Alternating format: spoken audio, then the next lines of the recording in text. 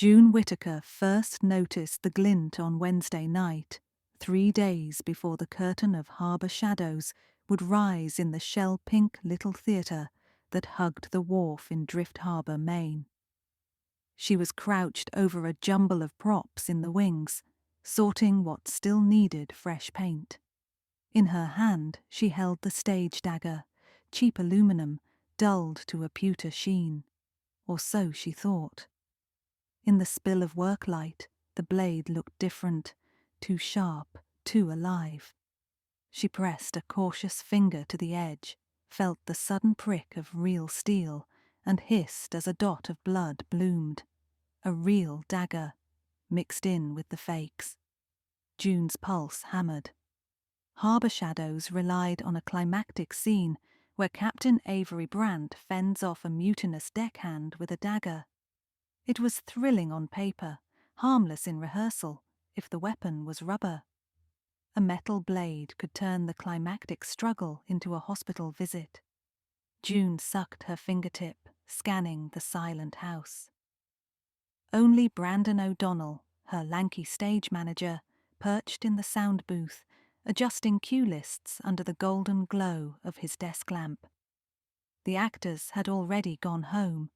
The set painters had trooped to the pub, and Sage, the theatre's one-eyed orange cat, snored on a length of sailcloth. She slipped the dagger into her tote and climbed to the booth. "Brandon," she whispered, "could you lock the doors and help me with something?" He swiveled, eyebrows rising behind smudged lenses. "We're not about to move flats, are we? My back's filing a complaint." "No," she said, "but someone replaced the prop dagger with the real thing." She showed him the tiny crimson bead on her finger. Brandon's face drained. "Who'd do that?" "That's what we're going to find out before Friday. Quietly. If word gets out, Mrs. Brewster will yank her sponsorship, and we'll be stuck selling whoopie pies in the parking lot to cover the fire marshal inspection." He nodded. "Quiet then, cozy cloak and dagger." He winced. Poor word choice. June managed a nervous laugh. "I'll take the blade home. Tomorrow we start asking questions." Outside, Drift Harbour lay under a chilly moon, lobster boats rocking in slow, watery applause. June drove to her old salt box on Gull Road, dagger wrapped in a dish towel beside her. Each pothole made it clink faintly, as if eager for mischief. The next morning, the troupe assembled for notes. June kept her expression breezy. The cast was pure small-town patchwork. Roger Carlyle, a bearded former Boston TV meteorologist, determined to reinvent himself as a serious actor. Emily Firth, a junior high English teacher with a soprano voice and a tendency to annotate her script in 3 colours. Trudy Leclerc, Drift Harbour's reigning diva, owner of the only yoga studio within 20 miles. Danny Yu, a college freshman home on break, entrusted with lights and, unofficially, jokes. Everett Dixon, the theatre's gruff carpenter, who claimed he'd once built sets on Broadway, but refused to elaborate. June tapped her clipboard. "Before we start, has anyone seen a metal dagger in the props bin? Looks remarkably authentic." Roger raised a hand. "I noticed a heavier blade yesterday. Figured you upgraded the budget." "My entire budget right now is $6 in petty cash and a coupon for clam chowder," June said lightly. "If you notice it again, let me know." Eyes slid to Trudy, who loved method touches. She rolled hers skyward. "Don't look at me. I'm afraid of paring knives." Rehearsal proceeded. June's director brain juggled blocking, motivation, and on every thrust of the rubber dagger, the grim vision of steel. When break came, she pulled Danny aside. "You handle electrics," she began, "but you wander everywhere. Did you see who fiddled with the props this week?" Danny pushed hair from his eyes. "Tuesday, Everett was sharpening chisels backstage. Could have swapped a blade by accident. Everett doesn't do by accident. She exhaled fog in the unheated stairwell. Thanks, Danny, and keep this to yourself. He gave her a scout's salute. Secret safe. Next, she cornered Everett in the shop, where he planed a 2x4 to the tune of an old sea shanty. Everett, any reason a real dagger would be backstage? His hands stilled. Plenty of reasons, June. Real steel keeps folks honest. Is it yours? He lifted a white eyebrow. If I were out to skewer someone, I'd use a marlinspike. Haven't touched the daggers. His gaze softened. But I'd check who benefits from a little on-stage blood. Drama off-stage sells tickets too. June left, heartbeat sparking. There were only 38 seats in the Tide Pool Playhouse, hardly enough to monetize a stabbing scandal. That afternoon, she paid an unplanned visit to Trudy's yoga studio, Salty Stretch. Lemongrass scented the air, and Trudy lounged behind the reception desk, polishing a pewter mug. You questioning everyone? Trudy asked, without preamble. Just making sure we're safe. Trudy leaned forward, both elbows on the desk, golden bracelets chiming. I did push for a sharper dagger when Roger's energy felt flat. He's too careful, but I meant metaphorically sharper. You told me you're afraid of knives. I am, honey. Trudy's bangles shivered. My ex waved one around during our last fight. I'm all for foam props. She sighed. Roger, though, ego the size of Boothbay Harbour. Maybe he thought a real weapon would make the scene honest. June drifted along Main Street afterward, brain racing. Roger, with his weather celebrity ego, might indeed crave authenticity, but enough to weaponize opening night. At home, she set the dagger atop a crocheted doily on her kitchen table and phoned Sheriff Isla Stover, an old school friend. She described the swap, assuring Isla no one was hurt. I could book it as evidence, Isla offered. Run fingerprints. If the press sniffs out trouble, we'll lose our audience. Isla blew a sympathetic breath. All right, I'll hang back, but call me if things turn dicey. Thursday dawned with a nor'easter's grey promise. In the theatre, June found Brandon hunched over his laptop, eyes as anxious as gulls before a storm. I ran inventory, he said. We own 3 rubber daggers. Only 2 remained in the bin this morning. So the saboteur still has 1 fake, and might plant the steel again. June rubbed her temples. Tonight's our invited dress. We need real-time vigilance. Stake out? Brandon brightened. Essentially.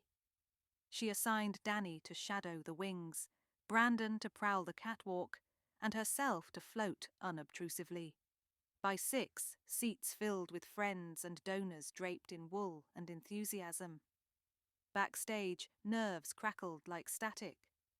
June gathered the cast for final pep talk, but kept the dagger worry-zipped. The house lights dimmed. Scene 1 began, fog machine puffing briny clouds. June watched from the vom door. Act I sailed smoothly, no blades yet. Then mid-act 2, when Roger's Captain Brant was to discover a stowaway, June felt Brandon's hand clamp her shoulder. Prop table, he whispered. The dagger's missing. Her stomach dropped. She gestured for him to circle stage right while she angled left. She reached the prop table. Empty sheath. Heart hammering, she scanned entrances. On stage, Roger prepared for the dagger scene, patting his costume for the hidden knife. June stepped into the sliver between curtain and set. Use your hand, she hissed when he crossed upstage. No blade. Roger's eyes widened. He nodded minutely, adjusted his blocking, and when the mutinous deckhand lunged, Roger gripped the man's wrist bare-handed instead of slashing. The scene wobbled but survived. Only a theatre person would suspect anything off. Applause washed over the cast at curtain call, but backstage tension pooled. June assembled everyone. "Someone removed the rubber dagger tonight," she said, voice low. "That means someone here still has it, or the steel version." Gasps, murmurs.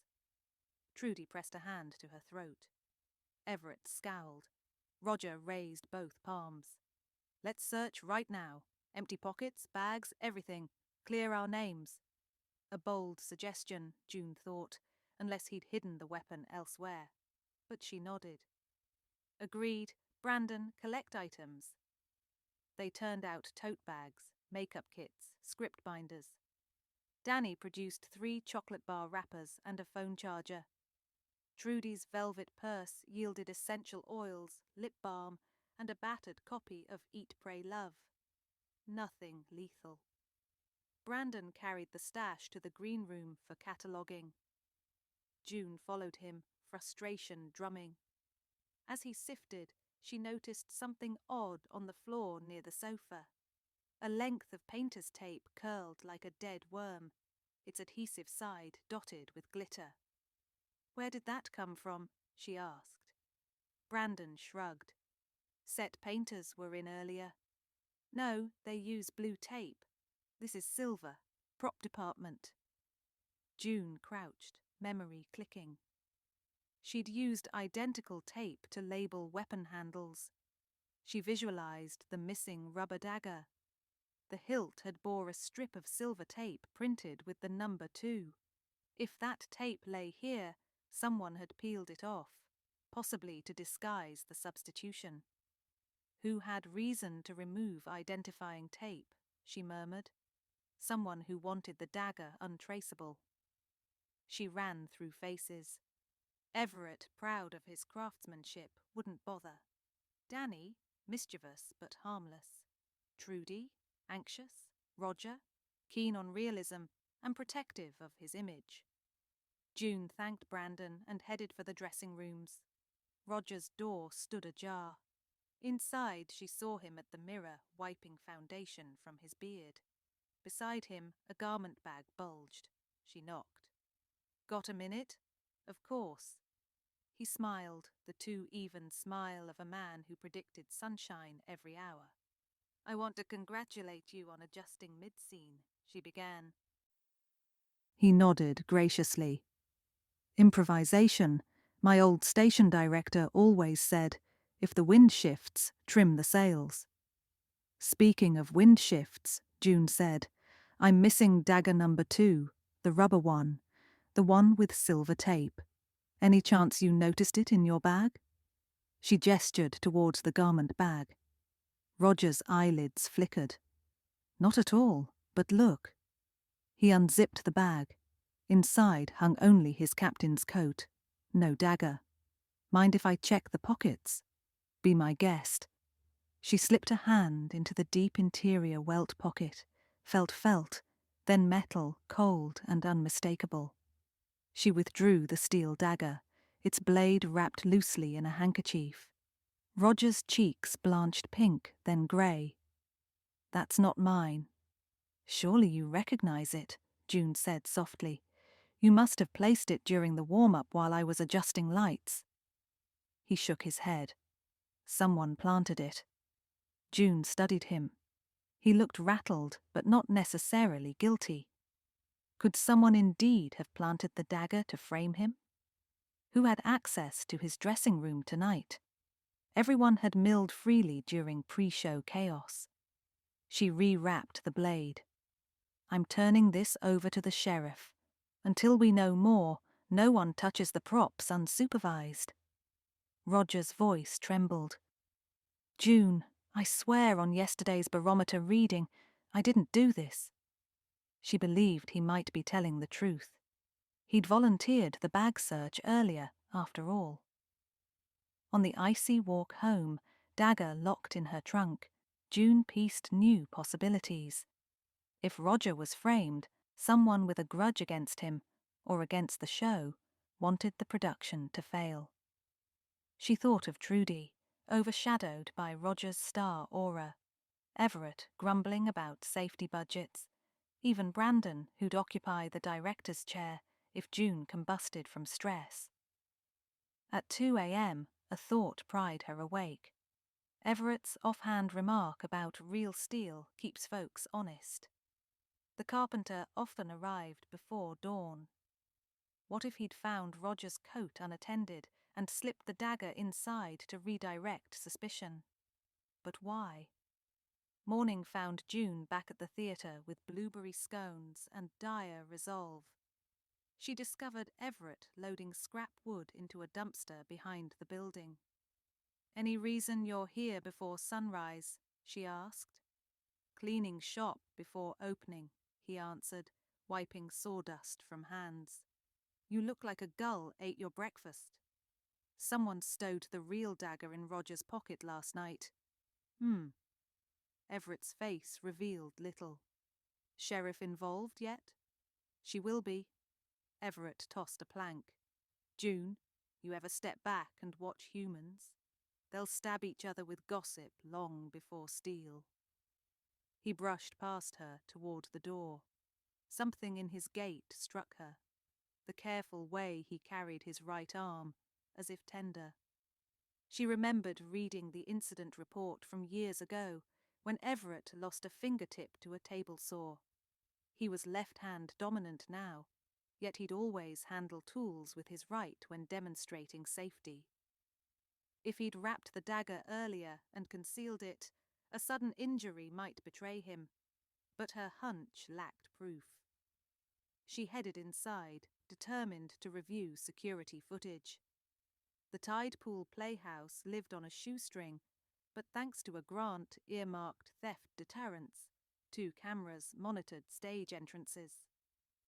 Footage fed to an aging desktop in the office. Brandon joined her as she scrubbed through Thursday afternoon. At 4:12 p.m, she saw Roger rehearsing a monologue center stage. At 4:15, Everett emerged from the shop doorway, carrying something shiny.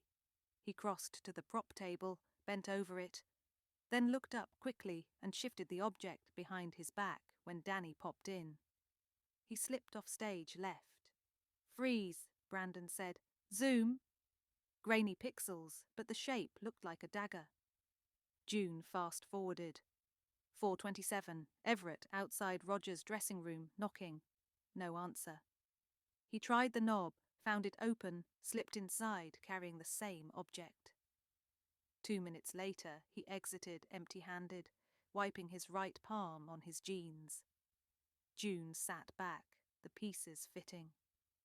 Everett had replaced the prop with steel, then hidden the weapon in Roger's coat, removing the identifying tape to muddy evidence. But motive? She found Everett in the shop again, coiling extension cords. "We need to talk," she said, laptop tucked under arm. His shoulders sagged as she showed the paused image. "Knew that camera'd betray me one of these days," he muttered. "Why, Everett? You could have injured someone." "I never meant for it to be used," he said. "Just wanted to spook Roger. Man waltzes in, throws his weight, belittles volunteers. Called my set summer camp carpentry in front of the whole crew." Everett's jaw trembled. Figured if he thought he was acting with real steel, he'd quit. Show would go on, smaller ego aboard. June swallowed anger. "You endangered everyone, not just Roger. There are better ways to check an ego." He removed his cap, revealing a thatch of silver hair. "Aye, foolish pride, mine too." June phoned Sheriff Stover, who arrived in wool coat and calm authority. Everett didn't resist, merely asked if he could finish coiling the cord. Isla promised restorative justice options. This was, after all, Drift Harbor. By afternoon, June gathered the troupe. "Issue resolved," she announced. "Everett swapped the dagger to scare Roger. He's taken responsibility." Roger stared at the floor, cheeks burning. "My apologies for any disrespect that provoked it." Trudy squeezed his arm. "Guess we all sharpened edges lately." June unfolded a fresh set of rules. No personal access to props, Brandon's sole keyholder. She also appointed Everett's apprentice, a shy high schooler, to finish last-minute set tweaks. Opening night arrived lacquered in starlight. The audience filled every seat, and 3 lobstermen perched on the windowsills besides. Backstage, nerves buzzed, but a gentler camaraderie settled over the company. June made her pre-show rounds, pausing by the prop table. 3 rubber daggers glimmered under LEDs, each wrapped in glaring caution yellow tape. Brandon stood guard like a cheerful sentry. When the climactic fight exploded, Roger wielded dagger number 1 with precision, its foam edge flopping harmlessly. The crowd gasped anyway, then cheered as the mutiny was quelled. Curtain call thundered. In the lobby, Mrs. Brewster pressed a check into June's palm. "Marvellous suspense, my dear. I nearly fainted when the blade flashed." June smiled, tucking the check safely away. "Theatre should stir the heart," she said, "but never stop it." As patrons drifted into the salty night, June joined Brandon at the stage door. Sage the cat circled their ankles, purring in triumph. "Solved a mystery, saved a show," Brandon said. "Feel heroic?" "Mostly relieved." June looked back at the dimmed stage. "Though I'll never again underestimate the drama lurking backstage." She locked up, pocketing the keys. Drift Harbour's tide lapped softly below, and for the first time all week, the night felt perfectly, peacefully dull.